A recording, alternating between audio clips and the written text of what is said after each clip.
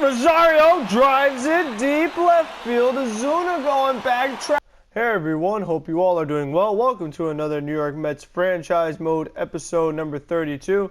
After episode number 31 was going extremely well until I tried to get creative and use Robert Gsellman in the last couple innings, and he made me sweat it out and have to go to Justin Wilson to finish it off. A 9-1 game in the 8th inning, finished a 9-7 game, so that definitely was extremely concerning. Again, more minor league injuries. I don't know what they have with their training staff, but we are facing Mike Foltynewicz a third time in the month of April. I tell you, man, just the way they have the scheduling for just any team. I don't care what team you're a fan of. There's just way too many division games. There's way, way too many. And now, of course, I'm going to need to rest some people. I'm trying to think who I want to give a day off here, too. Ramos, what surprised me is that Ramos is the catcher, so usually they're the most tired. He's actually the most rested in the lineup. That's definitely interesting. I'm trying to see, does anyone look tired to me? I mean, Cano. Okay, Cano could get a day off. At least we'll do one person at a time. This way, let's just say we had everybody play, then I need to rest 3 guys. That would be a nightmare. So let's just do one guy at a time. Let's put not Cespedes at second, not Cespedes at third, but Cespedes in left. Let's try that out. We'll have him back cleanup because that's where he would be. Again, for the sake of egos, I'm trying to keep this as realistic as I can, trying to get in Luis Rojas' head and think of what kind of lineup he would construct. And I feel like this is pretty close to what he would do. But here we go, facing the Atlanta Braves again. I am just so sick and tired of seeing them in just any team in this division. But, I mean, that's just the way the scheduling has been. I really think it is overkill. Like, number one, 162 games definitely is a lot. We understand it. But I've kind of grown accustomed to it. And that's one of the things that I like about baseball a lot, which, as of right now, I'm missing a lot. It's just the fact that it's on every day, throughout the spring, throughout the summer, and into the fall. And just that every single day you can put on a Met game, you can chill, you can relax, or not really relax when it's the Mets, but you can watch the Met game instead of, doing something else. But still, it's just that we come accustomed to the 162-game season because, like I said, it's a companion that's with you through the seasons and whatnot. But the thing is just who you're watching them play against. I really would like to see them play the Cardinals more. I would like to see them play the Padres more. Or maybe the Diamondbacks or the Giants or the other teams in the league, the Reds, the Pirates. I wouldn't mind seeing the Mets play those teams more instead of always playing the teams in the division. I'm just so sick and tired of watching them. And if this baseball season does start, another rumor came out today, maybe late June. I saw something that, maybe the Mets and Yankees end up in the same division. That would really stink. I have to be honest with you. Yes, I do want to see other teams, but I don't want to see the Yankees. No way, Jose, because the thing is that obviously we know the Yankees are better than the Mets. I'm not going to try to sound crazy or nothing like that. We know the Yankees are better. We understand it. They also are definitely run 100 times better. We think of the way they go about their organization, giving Garrett Cole the contracts that the Mets would never, ever, ever, ever do, even though they should, because with Garrett Cole, the Mets would have an unstoppable rotation. But regardless, there definitely are more moves that could be made, like a Machado, like a Bryce Harper, hopefully Mookie Betts this offseason, maybe Frankie Lindor in the future. You got to be looking for those kind of guys. You got to look for you got to be like the Knicks and be star chasing, looking for guys like Chris Paul and whatnot. But I will say that I would not want to face the Yankees a lot. Look at J.D. Davis sliding down to third base to give Cano a day off. And looking like a old Yankee, maybe a Jeter, maybe an A-Rod or another great third baseman or something. Definitely nice play by J.D. But again, facing the Yankees a lot would not be fun at all because all I could think of is just like the Yankees winning a bunch and then on the radio, the fans are like, Yankees win, Mets still good. That just gets so tiresome and I don't want to hear that constantly. So I would just rather, you stay over there in the American League, we'll stay over here in the National League. I'm perfectly fine with that. But I do understand that with the Grapefruit League and both teams, playing in Florida, it would make sense that they would be in the same division. So, I don't know. But you know what? I kind of contradict myself because I'm like, if it means baseball comes back, let's do it. But again, as I said in my Arizona plan video, it isn't baseball. It's not the baseball that we know and love when there is no fans and the players are 6 feet apart from one another. And they're sitting in the bleachers, or not the bleachers, but the seats and not really the dugout. And they're not doing celebrations, and the apple isn't going up, and they're not high-fiving, and the crowd isn't cheering. They're not getting pumped up. I mean, maybe they'll still get excited, but it just, I don't think it would have the same aspect. You know, I didn't watch the empty fan game that the Orioles had a couple years ago, but even then, like, how full is the Orioles Stadium normally? I don't really need to, diss them or anything like that, because I have no ill will against the Orioles, but, you know, they just have not been good these past few years, so they haven't really had that many fans at the games, but I still just don't think it would be the same. I mean, is it nice to watch Jeff McNeil, these guys? Yeah, it is, but definitely isn't the same that we know and love, so I'm very on the fence about it, also because for me, I'm thinking more from the human aspect, more from the player standpoint, because for the fans, it's great. Oh, we get baseball. You know, what could there be wrong, right? But for the players, there's a lot wrong. The isolation thing, not being with their family, just being stuck, whether it's in Arizona or in Florida, playing double headers so MLB could still make their money. I don't like any of that at all. I really think it is unfair to the players and just the human beings in general. The fact that they would have to go through that, I just don't think it's right to them at all. I'm never giving Alonso anything to hit. Because that could happen. Oh, just kidding. On the ground, McNeil bobbles it. Come on. That's a double play right there. And McNeil's a good fielder too. And you know what? That ball wasn't even hit hard. As always, it is the routine plays that are always the hardest to make. Nope, at the ball.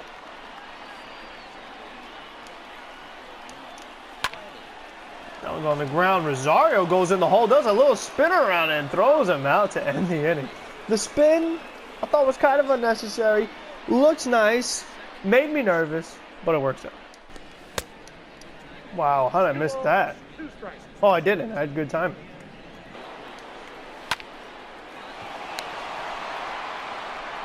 What was that, Nimmo? Oh, this is going to be an inside the Parker. Please get it in. Throw home. I don't know what Nimmo was doing there. I mean, come on. Let me see this again. I need to know if it was me or the game. Right, here we go. It is the game's fault. I mean, look at this. Look, watch. Look at the ball just go right above his glove. Oh my God! Wake up! How did he hit that? Are you serious? That was in the dirt and he still hit it. Wow.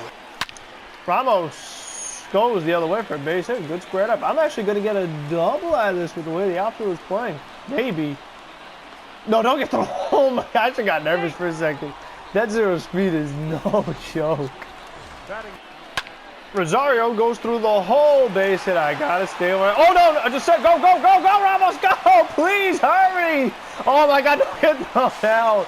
I was literally pressing the heck out of the advance button when I saw Ozuna level that ball in left field. Oh my gosh, man. When Ramos wasn't moving, I was like, watch him get such a delayed start. I'm still gonna find a way to get thrown out. So it makes me feel a little better that we got our run back on them making a defensive mishap on their own. Do I bunt him over? I mean, what could go wrong? I shouldn't say that. Here we go. Let's run. And we're foul. Okay.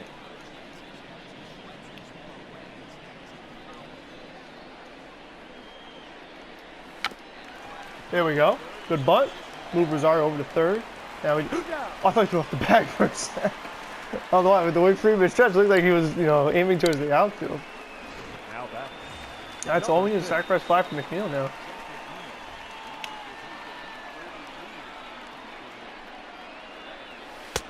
That's not a strike. Come on up. Now is not the time. I'm trying to get a sacrifice fly here, trying to be smart, swing at a good pitch, and you're gonna give that a strike.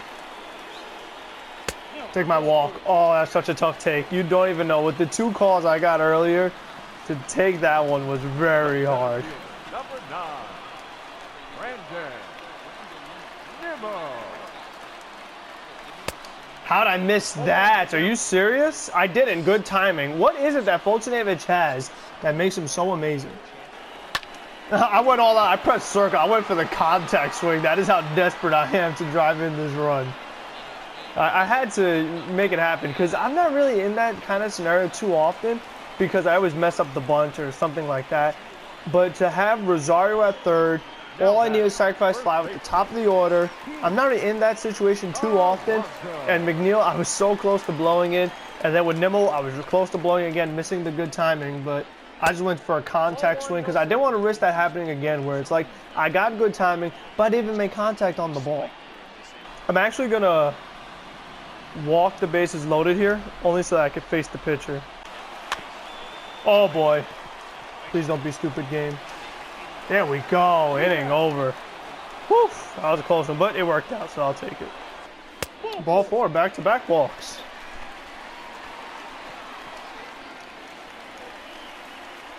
Now back. The catcher. Wilson.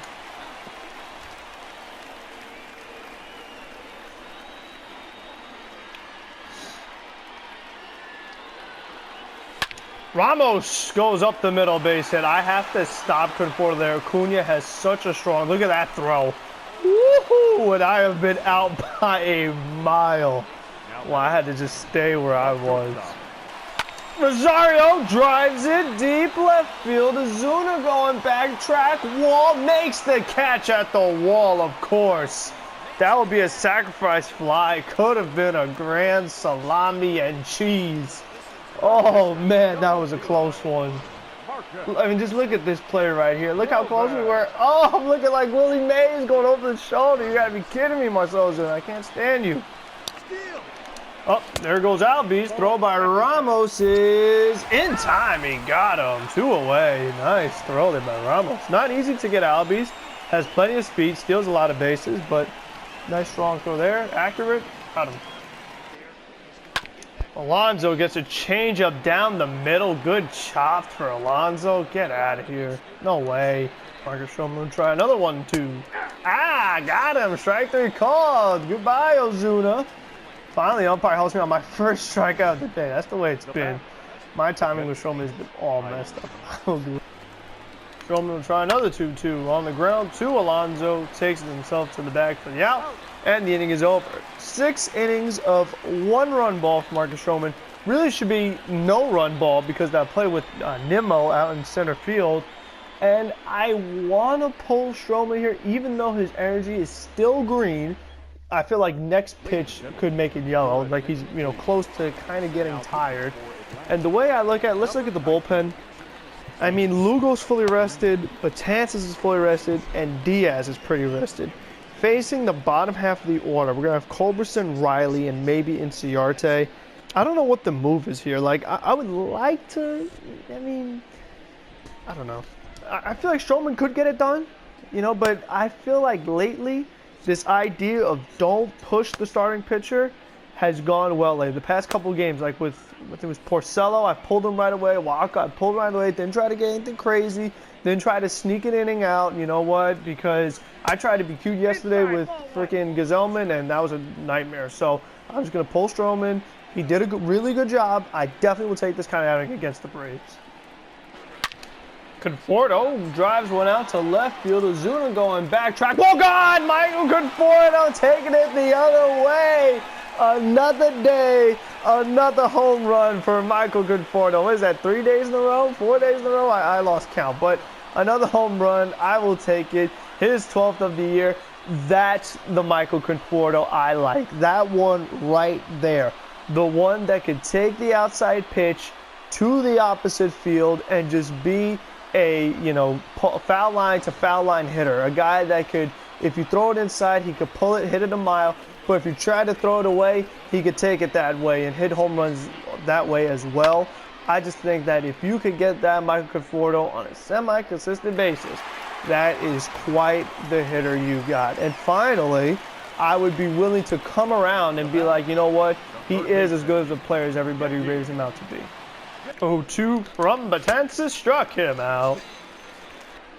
2-2 from Betances, struck him out. Back-to-back punch-outs from Betances to start off the 7th inning. And Ciarte lines it out to Alonso, inning over. 1-2-3, 10-pitch, 7th inning from Dylan Betances.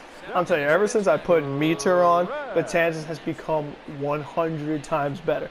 Still not crazy about the signings from what happened earlier in the year, just because I do know that there are going to be times where his command is going to be out of whack and it's going to cost the Mets big time. So that definitely still makes me nervous, no doubt about it. Oh man, McNeil gets that one through the hole. Good week. I mean, hanging slider, good week. I'll take the base hit, but geez.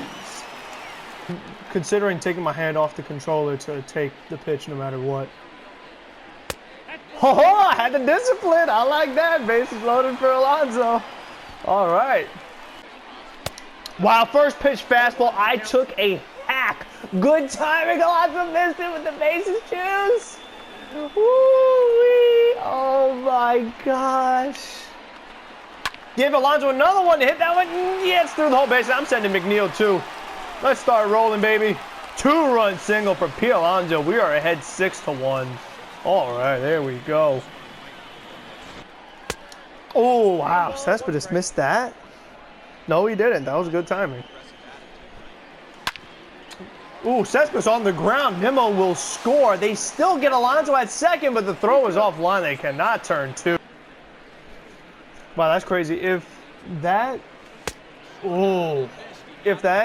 turn had been made at second with Cespedes, I'm pretty sure that run doesn't score, because looking at what the rules say, it says that if the batter grounds into a double play with both outs being force outs, a run cannot score. And if that's the case, oh man, I mean, as of right now, everything's looking okay, but still, that would have been unfortunate, because it's just like the third baseman bobbles the ball and everything, and it's just like still almost get a double play. I know Cespedes doesn't always hustle that much, but that's crazy. On the ground, McNeil flips it to Rosario, over to Alonso. Double play, inning over. A nice 8-pitch 8th inning by Jeurys Familia. Okay. After the 4th pitch walk to Albies, he got to have that pretty nicely. Rosario, fastball right down the middle. Good popped. You're lucky the score is what it is, because everybody's ears would be hurting right now. All right, Familia, you're done. Goodbye. I'm done. I'm not playing around. You're done. I had enough. You're out. Next guy. Struck him out. Not like the 3-batter minimum rule a little bit, as wow, Brock actually throws a nice changeup there, because with Familia, when he was starting to blow it a little bit, I just had to wait till that 3rd batter was done before I could pull him. And I was starting to think the same thing with Brock, because what if Brock isn't sharp either, because, you know, he definitely didn't have the best of seasons. With the Mets, he was pretty good, as there's a ground ball for Rosario. Makes the play. Ball game over. Put it in the books. The New York Mets win 7-2. And what was a good game until the end. I was starting to get a little frustrated with Familia. I definitely feel that I am starting to learn my lesson of, like, as soon as the pitcher doesn't look good, pull him. Don't try to say he'll get out of it. Don't risk it. Go to the next guy, win the game, because you know what? You never know what's going to happen the game after. You don't know what pitchers you might need then. Maybe Steven Matz gives you a great outing. Maybe Steven Matz gives you a horrible outing. So you don't know what pitchers you would go to the following day anyway. You can't be so stubborn. That was a massive problem I had with Mickey Callaway last year, was the way he was like, this is the plan, these are the guys I'm going to go to in these innings, and no other way about it. I'm going to go to Brock in this inning, and Gazelman and Lugo, and there's no other way around. The starting pitcher is going to throw this many innings. Like, that's not the way you have to manage. You have to go based on how the game is going. You manage the game. You don't just computer the game and plan the game. You manage the game as it's going. Is Familia doing good? Keep him out there. Is Familia doing bad? Pull him. Is Brock doing good? Keep him. You know, if he was bad, I would have been in big trouble, because, like, if Brock gave up a homer and all of a sudden it was 7-5 and I still needed to get 2 more batters out of Brock before I could go to Lugo and had to face the top of the order, it could have became really bad in a hurry. I just didn't want to go to Lugo. It just, like, it's a little bit of a pride thing for me. I just don't want to go to Lugo and I'm up 7-1 in the 9th. I feel like as a player, and I should just be able to get the job done without having to go to him, you know, just for myself. And I was able to do that because Brock did come through, getting those 2 big punch outs, and then that ground ball to Rosario to end it. I hope you guys enjoyed this game. If you did, leave a like, comment what you think about maybe the late June start, Mets Yankees being in the same division, always facing Mike Foltynewicz every game in April, and just scheduling and baseball and anything going on in general. subscribe to keep up with everything going on. And until the next one, be safe, be smart, be healthy, and have a good one, everybody.